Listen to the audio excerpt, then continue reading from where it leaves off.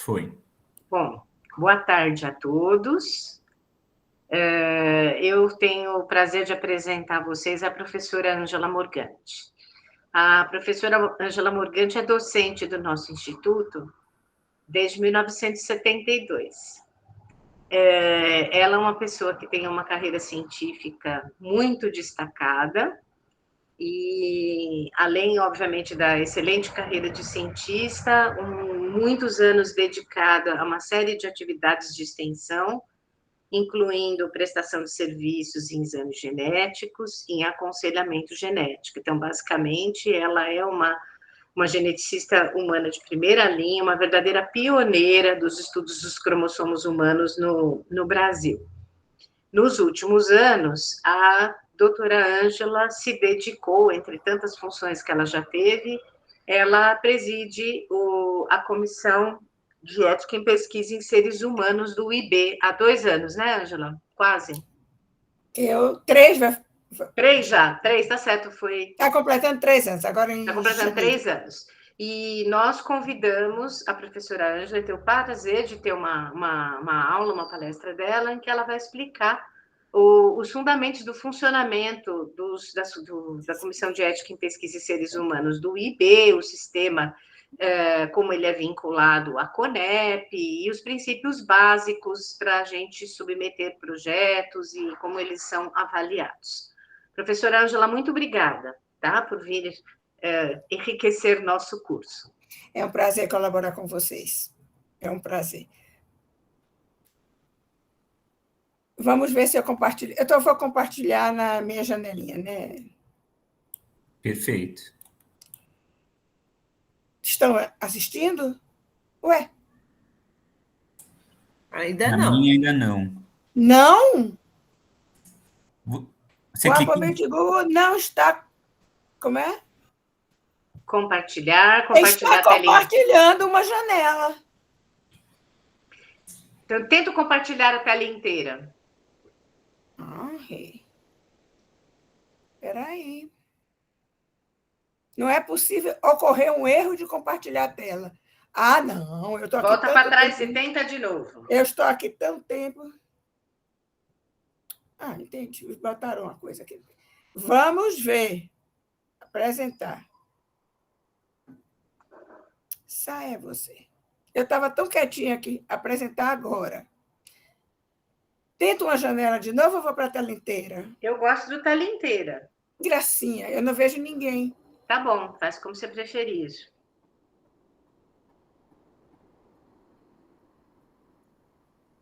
Espera aí. O que é isso que eu estou compartilhando? Espera aí.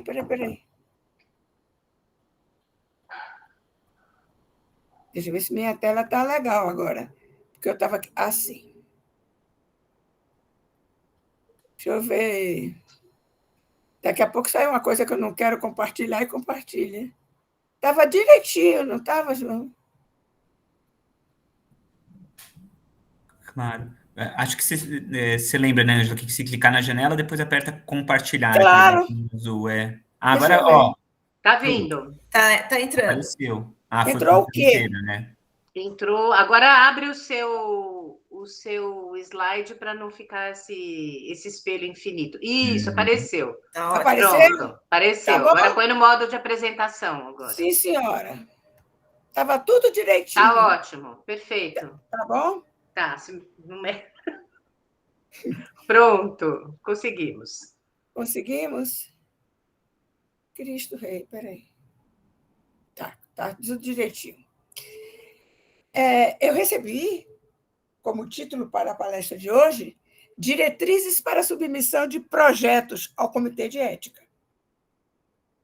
E eu vou iniciar com uma visão geral do sistema de avaliação dos projetos de pesquisa, que assim eu entendo que a compreensão das diretrizes será melhor.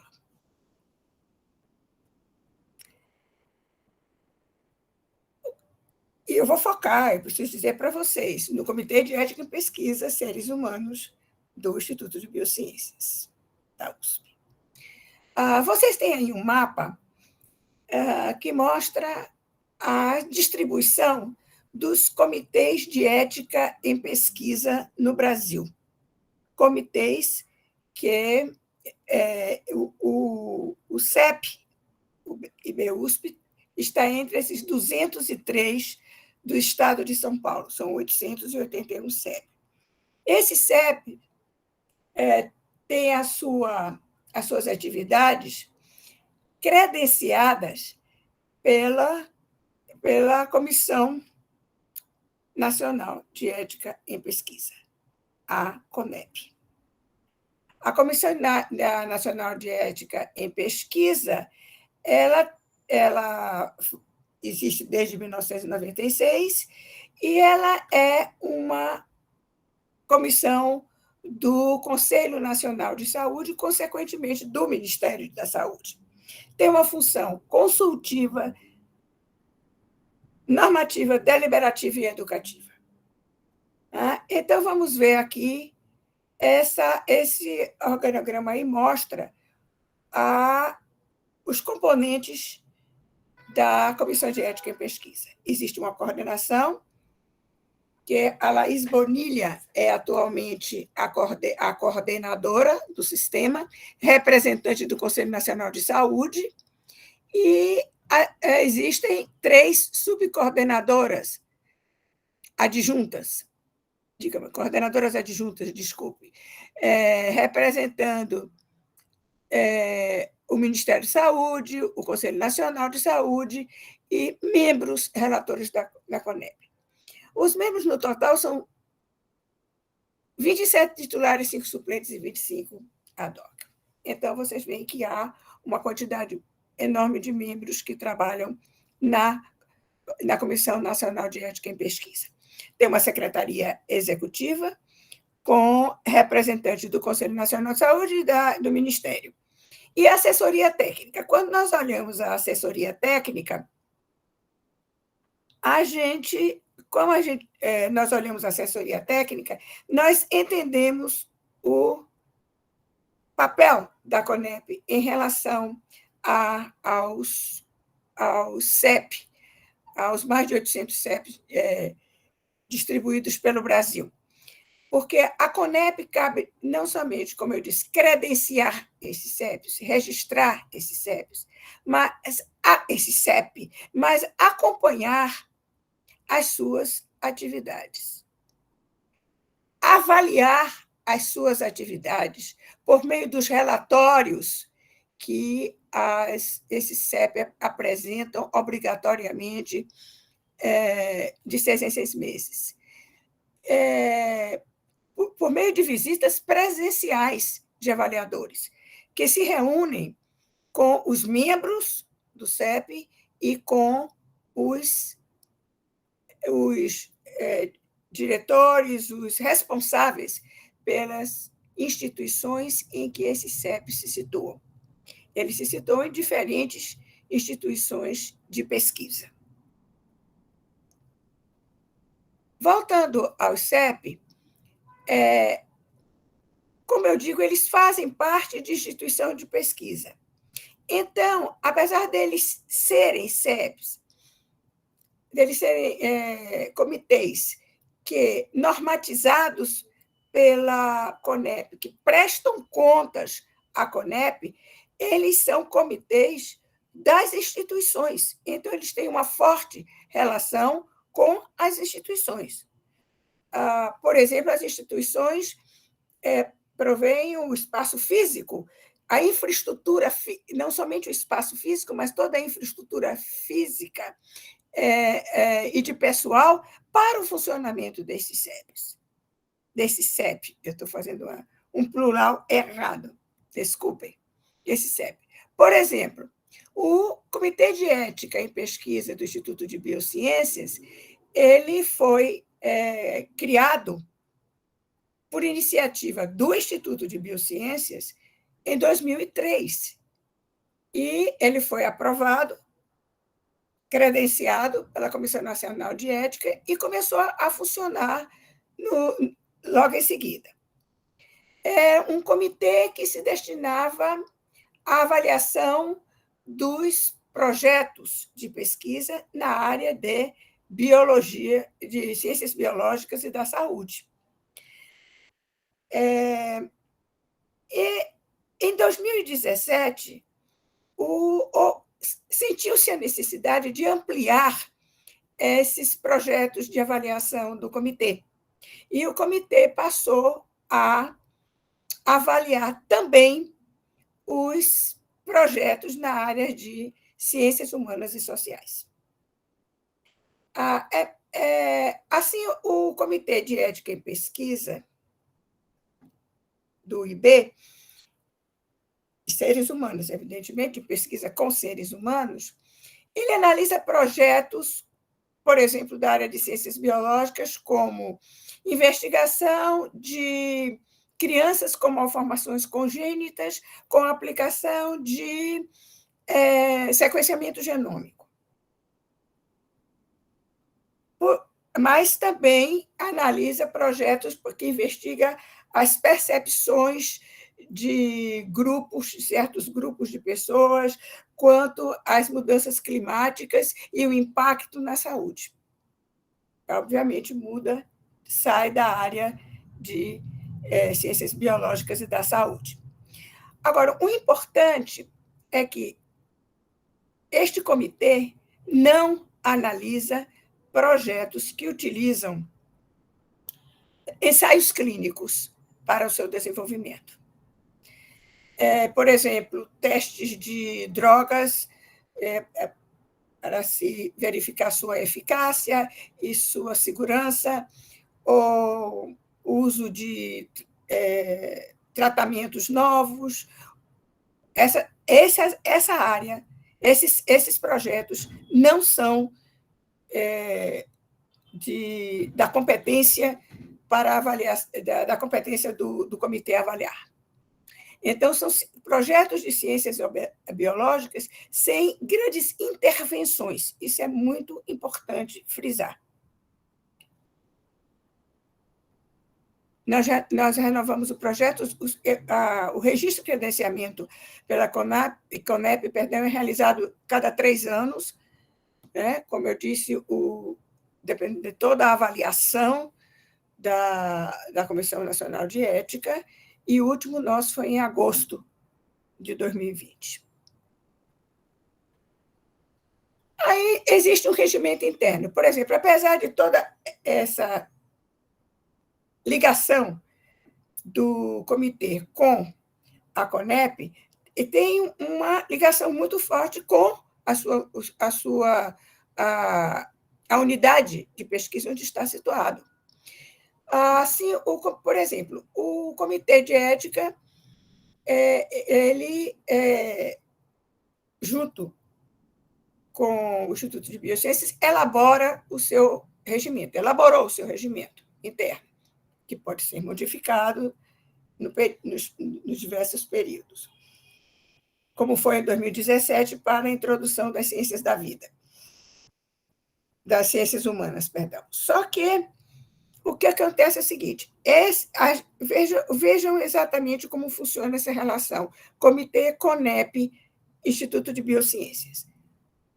O regimento, para vigorar, ele tem que ser submetido e aprovado pela congregação do Instituto de Biociências. Mas, antes desta aprovação, ele passa por um comitê técnico da CONEP para avaliar se as normas da CONEP estão sendo devidamente seguidas. Depois dessa aprovação, CONEP, a congregação analisa e aprova, que foi o que aconteceu. Por outro lado, os membros do CEP, o CEP indica seus membros, submete esses seus membros à congregação do Instituto de Biociências, que aprova e simplesmente comunica à CONEP que esses são os membros do seu comitê. Então, vocês vejam que existem ações administrativas que são típicas do comitê, né? Seguindo, evidentemente, as normas da CONEP, e outros que dependem realmente de uma avaliação da CONEP para poder elas serem efetivas. É óbvio que o comitê tem que avaliar,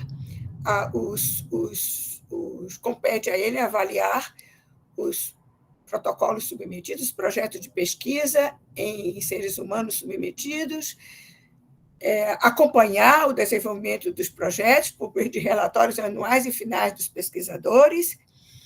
Cabe-lhe também receber notificações sobre fatos adversos, decidindo pela continuidade ou não da pesquisa, e pode, no caso de denúncias de irregularidades de natureza ética, requerer instalação de sindicância à direção do IB, e, havendo comprovação, comunicar à CONEP e, dependendo, ao Ministério Público.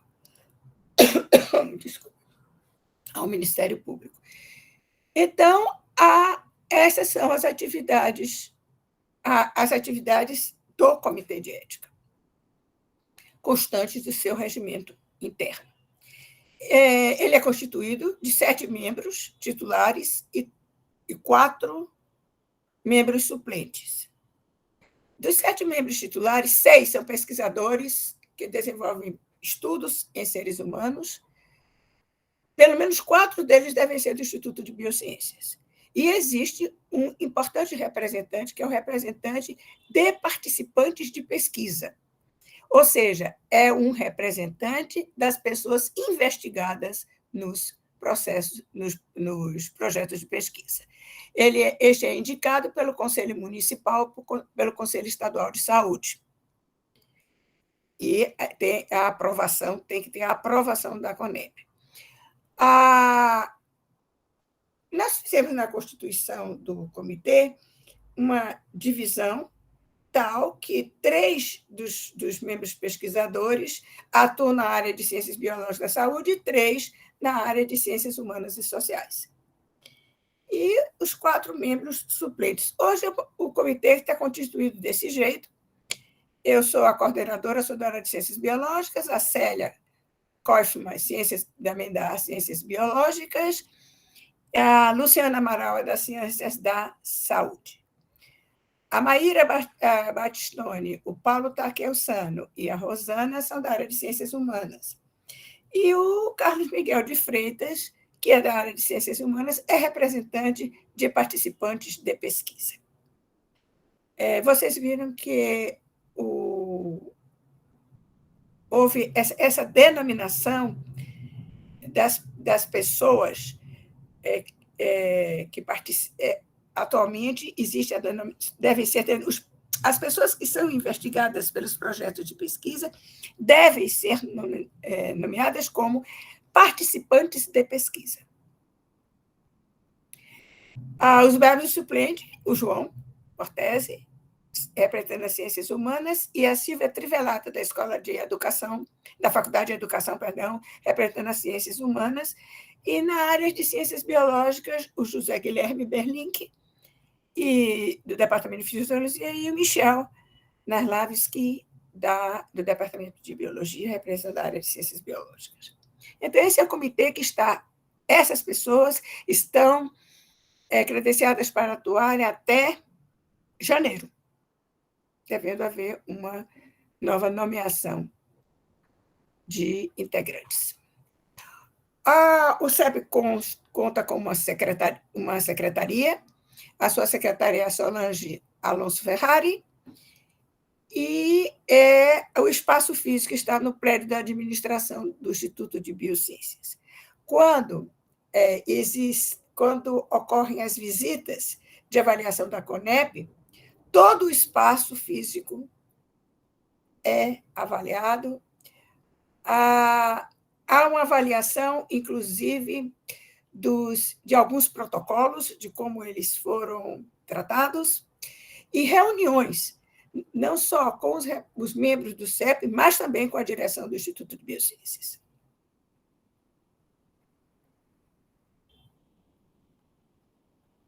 Entro agora no tema que me foi dado, submissão de projeto de pesquisa para avaliação pelo CEP. Os projetos de pesquisa, eles devem ser submetidos na Plataforma Brasil. A Plataforma Brasil é disponibilizada pela Comissão Nacional de Ética em Pesquisa e é para a tramitação de protocolos de pesquisas com seres humanos. Então, toda a comunicação entre pesquisadores, Comitê de Ética e CONEP se dá na Plataforma Brasil, que afirma ter os recursos de proteção de seus bancos de dados.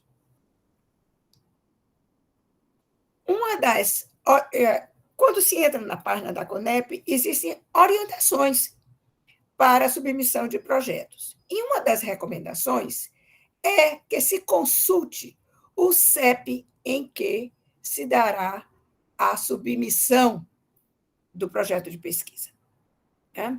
Então, o CEP do IB, o Comitê de Ética em Pesquisa do Instituto de Biociências, ele deve ser consultado para a apresentação, para a submissão do projeto. Para isso, ele possui uma página que está alojada na página do IB, um site que está alojado na página do IB, cujo endereço eu aponto aqui, onde se encontram todos os passos para a submissão de projetos, as datas das reuniões, o que interessa para a submissão do projeto, a legislação vigente e como contatá-lo para dirimir dúvidas.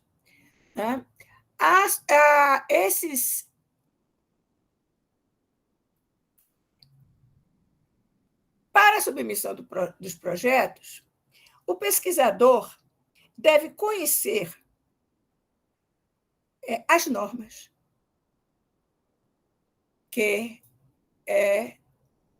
as normas para o desenvolvimento de pesquisas na área. Então, a Resolução 466, de dezembro de 2012, e a Resolução 510, de abril de 2016, são duas resoluções que o pesquisador deve ter pleno conhecimento. A 66,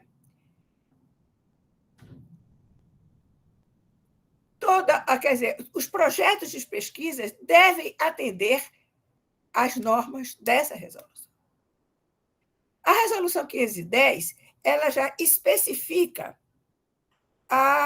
as particularidades das pesquisas em ciências humanas e sociais.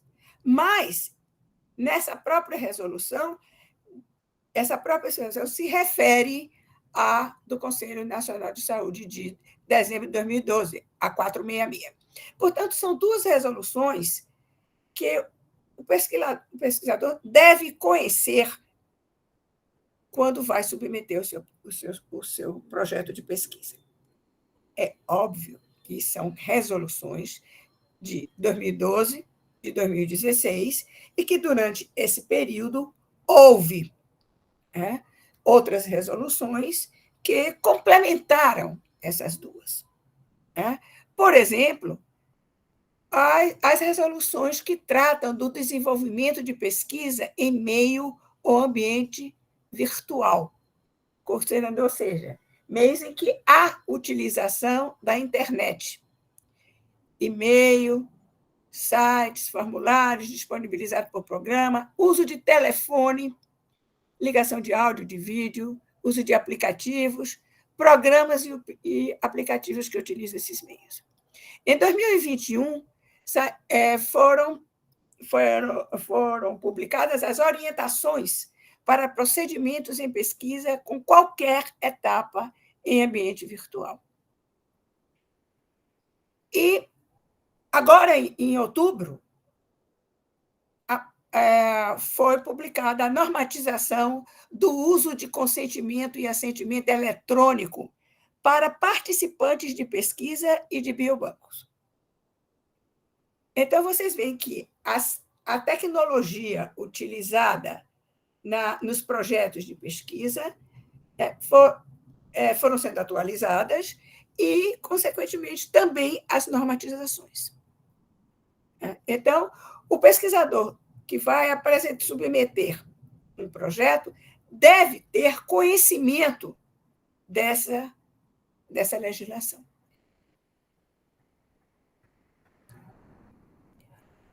Como se dá para a submissão do protocolo na Plataforma Brasil? A submissão do protocolo na Plataforma Brasil inclui o preenchimento de formulário. O preenchimento de formulário que muitas vezes traz dúvidas ao pesquisador. Para isso, está disponível um manual para o pesquisador utilizar para o preenchimento do formulário que está na Plataforma Brasil. Aqui eu coloquei alguns exemplos de como se dá essa orientação. É muito interessante porque é uma orientação, ao mesmo tempo, para o preenchimento em si, mas também dá informações ao pesquisador, importantes para o pesquisador. Por exemplo, o pesquisador principal, que é o pesquisador responsável, qual é a missão dele? O que é que ele pode fazer? Onde é que ele atua? Né? O pesquisador principal ele pode ser um pesquisador da unidade de pesquisa, ele deve ter um vínculo com a unidade de pesquisa, ele pode ser um aluno de pós-graduação, ele pode ser um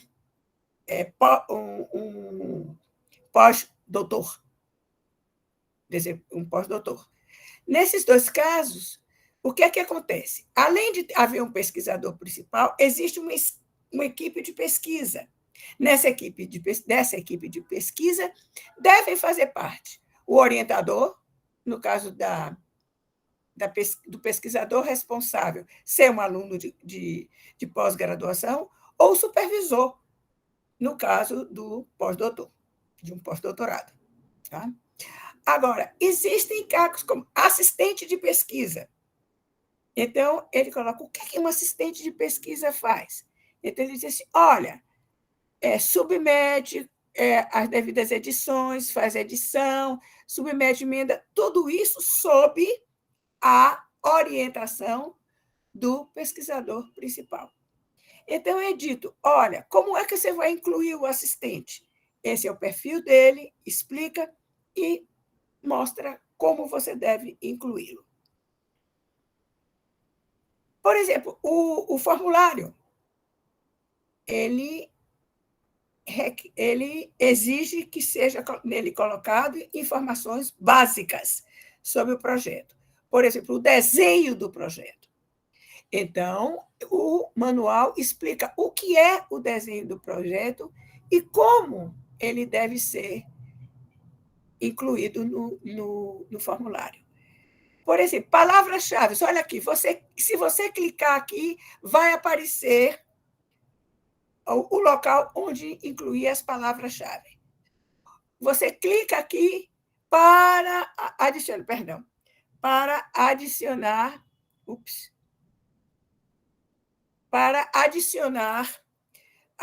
o tipo de financiamento.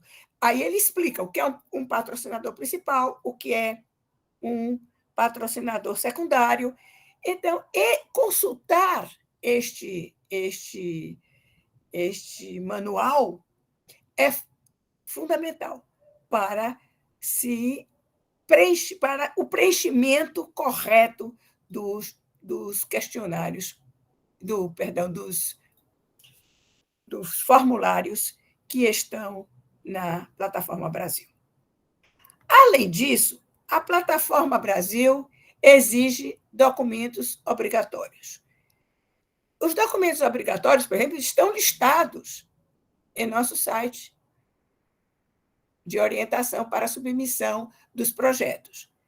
Existe necessidade de uma carta de encaminhamento dirigida à coordenaria, existe necessidade de uma folha de rosto que está disponível na Plataforma Brasil, deve ser impresso, assinado pelo representante legal da instituição. Exige um projeto detalhado, inclusive as orientações no site do CEP, do IB, mostra os itens que devem ser abordados neste projeto detalhado. Lembrando que este projeto detalhado vai ser analisado quanto aos aspectos éticos, apesar de os aspectos científicos também entrarem na avaliação obrigatoriamente, como rezam as resoluções. O que acontece é que, frequentemente, o pesquisador coloca na plataforma o projeto de pesquisa submetido a agências de fomento. E realmente ficam faltando itens que são necessários para a análise ética, como detalhes de como os participantes da pesquisa vão ser contatados, vão ser comunicados, como que vai ser obtido o termo de consentimento, porque o termo de consentimento, termo de assentimento, eles são documentos que devem constar da submissão. Ou se a justificativa, se é possível dispensar os termos, apresentar a justificativa é necessária. Por exemplo, muitas vezes o estudo já é uma continuação de estudo anterior, em que os termos apresentados já permitem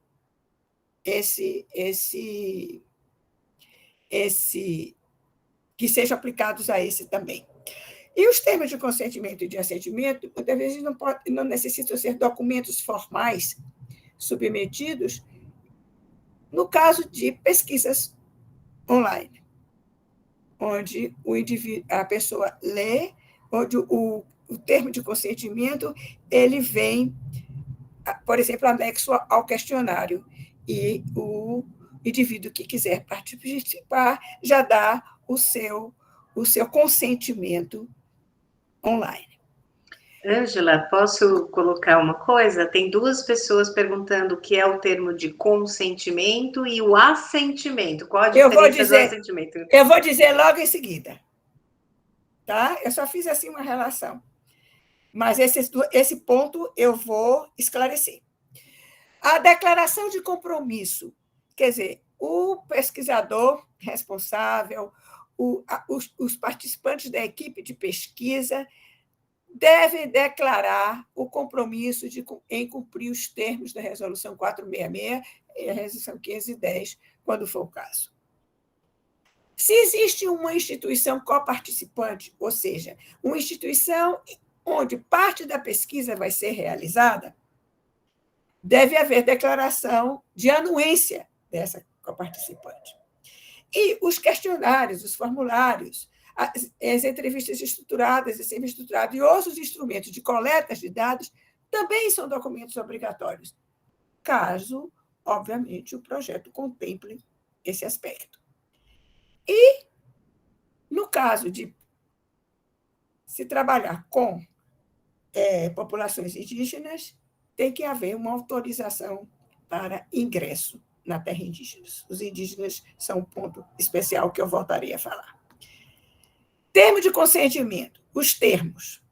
O termo de consentimento livre e esclarecido, o TCLE, então, onde o participante da pesquisa explicita que está participando dela por livre e espontânea vontade e que recebeu todos os esclarecimentos. Então, ele tem que conter as informações necessárias, numa linguagem que seja de fácil entendimento para leigos. E as pessoas aí, o que esses termos de consentimento são para maiores de 18 anos, que vão ser participantes da pesquisa, e também existe termo de consentimento livre e esclarecido, TCLE, para os responsáveis pelos menores, que vão consentir na participação de seus filhos, por exemplo. Então, todos esses aspectos têm que estar muito claros para que essas pessoas possam dar seu consentimento. Nos termos de consentimento, os riscos devem ser explicitados. E o que será, as providências que serão tomadas para diminuir esses riscos, obviamente, impedir que aconteçam, e o que vai acontecer no caso, e quais serão as providências no caso de ocorrerem eventos não esperados. Agora, o que é o termo de assentimento? O TALE. O TALE é um termo dirigido a menores entre 12 e 18 anos. Eles têm o direito de dizer quero, não quero participar. Eles têm que ser esclarecidos numa linguagem apropriada, e mesmo que se os seus responsáveis disserem ele vai participar, eles não querem, a vontade dele deve valer.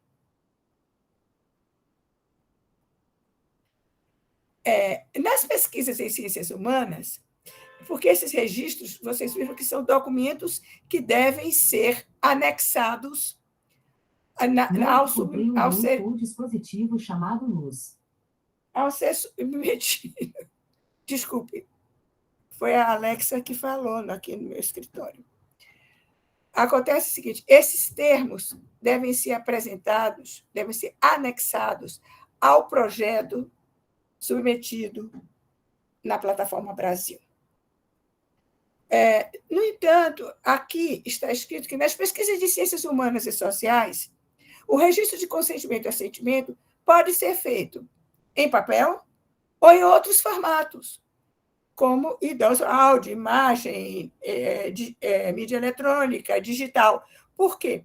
Porque muitos desses projetos incluem questionários e entrevistas, todas elas online, todas essas atividades online. Mas, hoje, você veja, isso aí vocês vão encontrar em várias resoluções. Mas o mais recente, como eu há pouco mostrei, existem orientações para procedimentos e pesquisas em qualquer etapa em ambiente virtual, e há menos de um mês há essa normatização para uso de consentimento e assentimento eletrônico para participantes de pesquisas e biobanco. Então, isso significa que o participante de pesquisa pode assinar um consentimento, um termo de consentimento, ou o menor de 12 e 18 anos assinar um termo de consentimento eletronicamente. Então, esse uso de consentimento e assentimento eletrônico está normatizado há uns 15 dias. Então, por isso, eu disse que, quando se realiza a submissão de um projeto, quando realiza a submissão do projeto, o pesquisador deve estar atento para essas novas orientações. Não é uma tarefa, digamos, corriqueira se submeter um projeto. Mas, se esses cuidados são tomados, evita o ir e vir, por não estar adequado às exigências e às normatizações. Então, O pesquisador responsável... Eu estou apresentando aqui o fluxograma da tramitação de protocolo de pesquisa.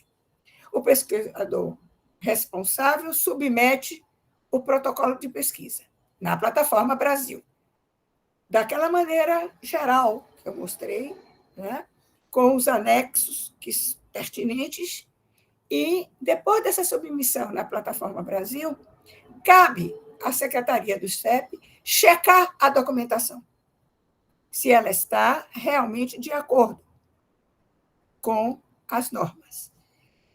Se essa documentação não está de acordo, então há uma solicitação de adequação. Todo esse processo é feito na plataforma Brasil. Então, ela permite essa relação entre o pesquisador, o CEP e a CONEP. Se os documentos estão corretos, a coordenadoria do CEP indica relator. Quem é o relator? O relator é a pessoa que vai avaliar os aspectos éticos daquele projeto. O relator tem obrigatoriamente que ser membro do CEP. Pode ser membro titular ou membro suplente, mas deve ser membro do CEP. O relator faz um parecer, que é colocado na plataforma Brasil. Esse acesso, por exemplo, ao parecer, é um acesso a que tem direito o CEP e a CONEP, não o pesquisador ainda. Esse parecer vai para a análise do Comitê de Ética, do colegiado, que tem as suas reuniões mensais. Todas elas com datas estabelecidas. Então, o colegiado vai analisar, discutir o parecer e vai fazer um parecer. Esse parecer do colegiado vai para a coordenadoria, que fará um parecer consubstanciado, levando em conta o parecer do colegiado, o parecer do relator, certo? E esse parecer consubstanciado vai ser disponibilizado ao pesquisador com o resultado da análise. Uau! Não, desculpem. Estou indo para trás. Meu Deus! Desculpem. Houve aqui uma... Desculpem mesmo. Eu estou na disponibilização ao pesquisador. O protocolo pode ser aprovado. O protocolo está adequado para a execução. Mas ele pode ser enviado ao pesquisador com solicitação de atender a pendências.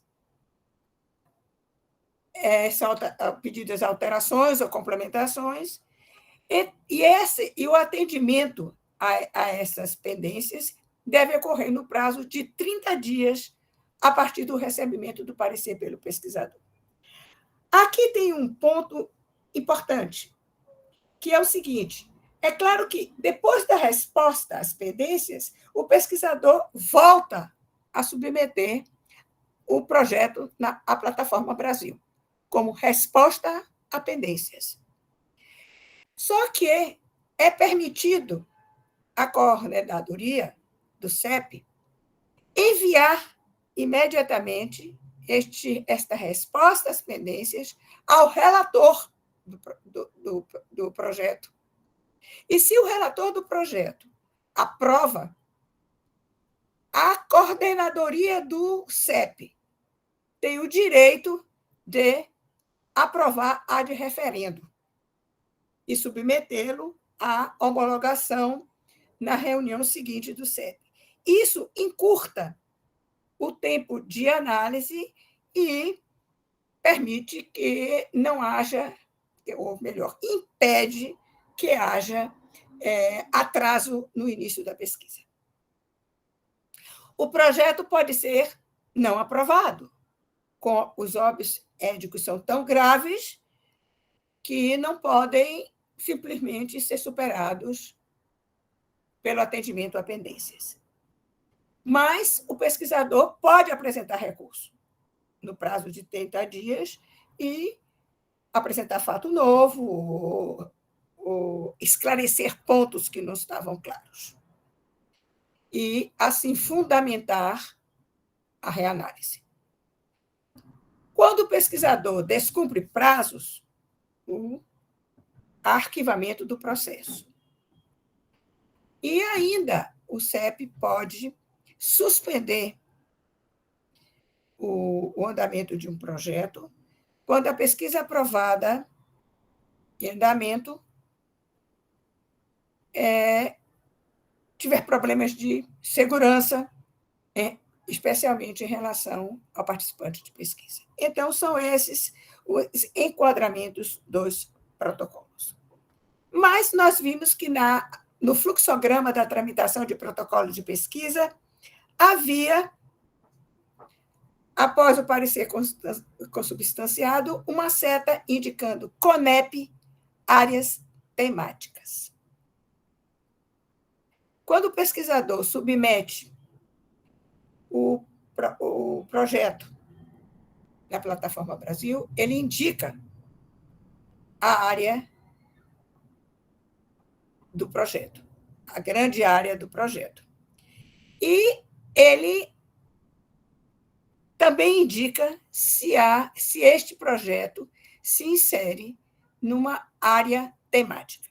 O que são essas áreas temáticas? Que exigem tanto a análise do CEP, a aprovação do CEP, mas também a análise e aprovação da CONEP.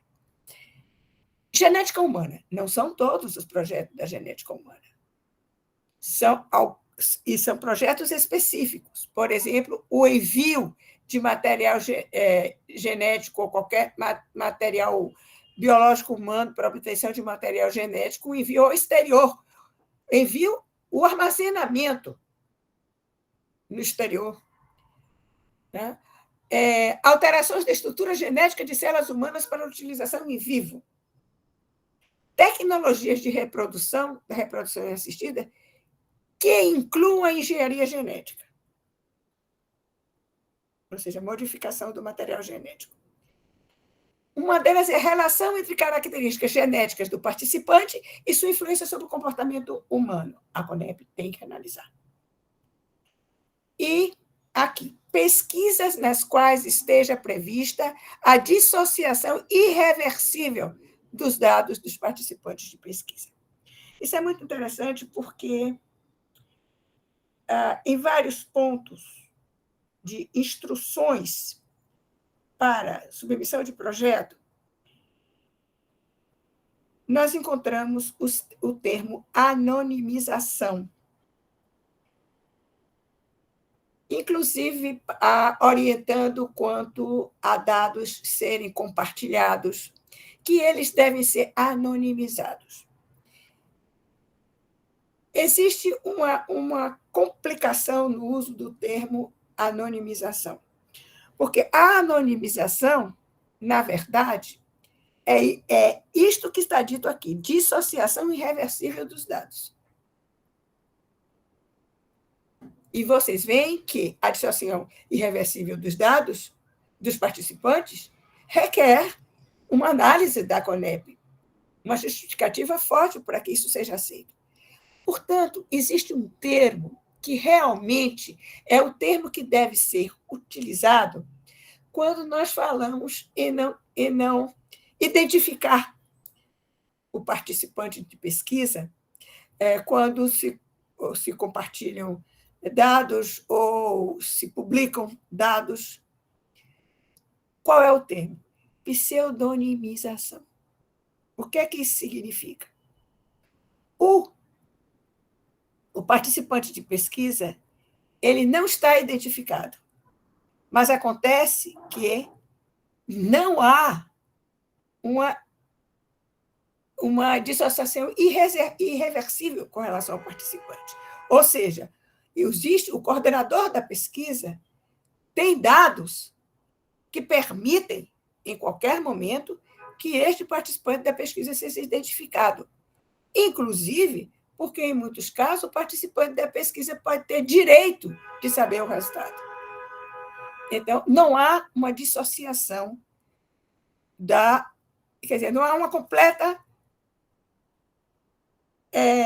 anonimização, digamos. Não há uma anonimização, que é o termo certo. Não há uma anonimização. Ou seja, impossibilidade de relacionar o participante com os seus dados pessoais. Mas o pesquisador responsável, já diz o nome, ele é obrigado a manter esses dados de maneira segura e em sigilo. Isso se chama pseudonimização. Inclusive, os dados podem ser...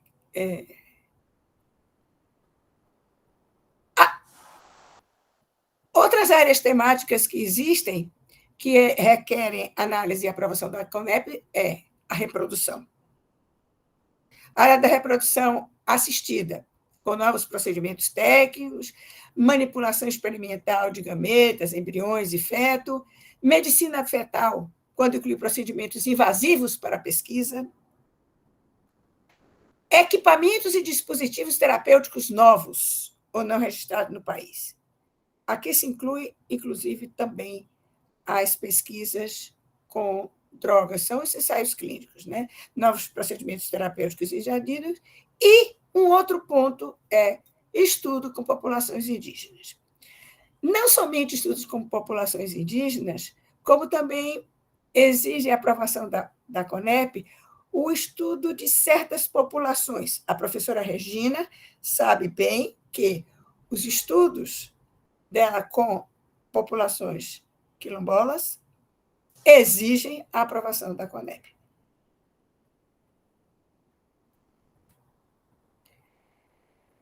Ainda existem as pesquisas que utilizam organismos geneticamente modificados.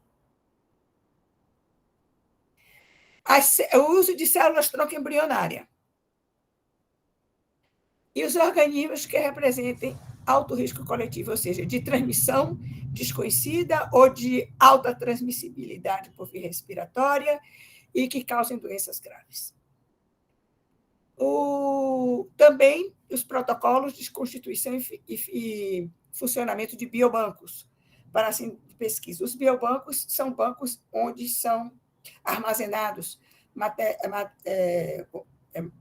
material genético ou materiais biológicos em geral, e que são de responsabilidade da instituição mantê-los.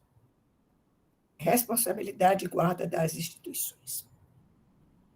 Esses protocolos para a criação de biobancos também exigem a aprovação da FAPESP. E as pesquisas que têm como coordenação o financiamento fora do Brasil, excetuando quando elas são executadas com patrocínio do governo brasileiro. Eu gostaria de falar um pouco sobre, porque eu disse no meu início que a Comissão de Ética em Pesquisa ela tinha atividades normativa, deliberativa e educativa. E são muito importantes as atividades educativas da Comissão de Ética em Pesquisa.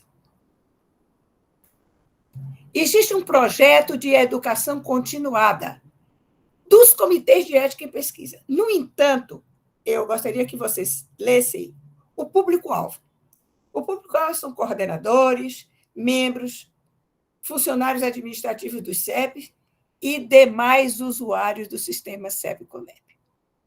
Portanto, esses projetos transcendem o CEP, na verdade, apesar de ele estar voltado para a capacitação continuada dos comitês de ética em pesquisa como seu objetivo, e que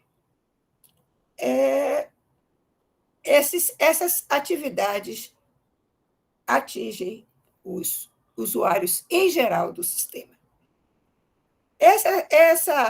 Existiu um projeto anterior, de 2018 a 2020, que era um projeto de ensino à distância, também de capacitação continuada em conteúdos de interesse de ética e pesquisa, e que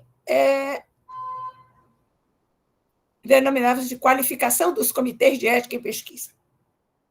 Tinha também o mesmo público-alvo. Esse projeto foi descontinuado e foi criado um novo projeto, elaborado pela Comissão Nacional de Ética e Pesquisa, junto com a Secretaria de Ciência e Tecnologia do Ministério da Saúde. Ele foi desenvolvido em parceria, ele está sendo desenvolvido em parceria com o Hospital Moinhos de Vento, pelo Programa de Desenvolvimento Institucional do Sistema Único de Saúde, o PROAD-SUS.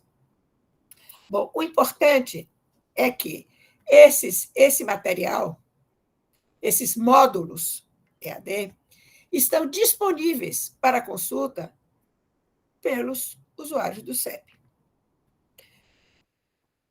Por exemplo, existem módulos à distância versando sobre o histórico do CEP, do sistema CEP-CONEP, como ocorrem os procedimentos administrativos do CEP, marcos regulatórios do sistema, procedimentos da Plataforma Brasil, como orientação para submissão e apreciação de protocolos, que documentos são obrigatórios em protocolos, estão nesses módulos. Discussão sobre o consentimento livre e esclarecido. Quem são os representantes de participantes de pesquisa? Quem são as pessoas que podem ser representantes de participantes de pesquisa? Princípios metodológicos básicos, pesquisa clínica e utilização de drogas, pesquisas que utilizam metodologias das ciências humanas, biobancos e biorepositórios, como é que eles são regulados? Como se deve fazer um parecer? E análise de casos práticos. Questões éticas durante emergência sanitária e questões éticas em ambientes virtuais. Então, vocês veem que esses módulos de ensino à distância, existem módulos que são de interesse imediato para os componentes do CEP, mas existem módulos que interessam aos usuários do CEP em geral, né? Aos pesquisadores que vão submeter projetos, por exemplo. Esses módulos que estão aí estão disponíveis no momento no EDX do Hospital Moinhos dos Ventos, no projeto EducaCEPS, em princípio, até 31 de dezembro deste ano. Além disso, existem jornadas organizadas periodicamente pela CONEP. São eventos online com certificação. Então, se discutem temas relevantes à atuação dos comitês de ética em pesquisa. Também eles têm o objetivo de proporcionar uma maior aproximação da CONEP com o CEP, representantes de participantes da pesquisa, os pesquisadores, instituições e interessados em geral. Quer dizer, não é um evento fechado, é um evento aberto a todos os interessados em pesquisa com seres humanos. Em maio, por exemplo, houve uma dessas jornadas intitulada Aspectos Éticos Envolvidos na Constituição de Biorepositórios de Material Biológico Humano para fins de pesquisa. É interessante porque os biorepositórios são repositórios de material biológico ligados a um projeto. É diferente do biobanco, que não está vinculado a um determinado projeto ele é um banco, o banco é institucional, ele está sob a responsabilidade e guarda da instituição. Enquanto o biorepositório, apesar de haver responsabilidade da instituição, a guarda é do pesquisador responsável pelo projeto. Essa mesma jornada abordou também pesquisas em genética humana, garantias e direitos do participante de pesquisa.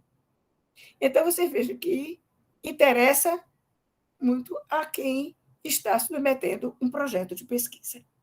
Em setembro, foram discutidos aspectos éticos em pesquisas nas ciências humanas e sociais. E agora, em outubro, o tema foi ética em pesquisa em ambiente virtual. Então, dessas jornadas, participam os coordenadores, os membros da Secretaria Executiva, da CONEP. Há palestras diversas e há uma interação com uma sessão de perguntas dos assistentes. Então, são eventos extremamente interessantes. Eu destaquei esses entre os eventos educativos da CONEP.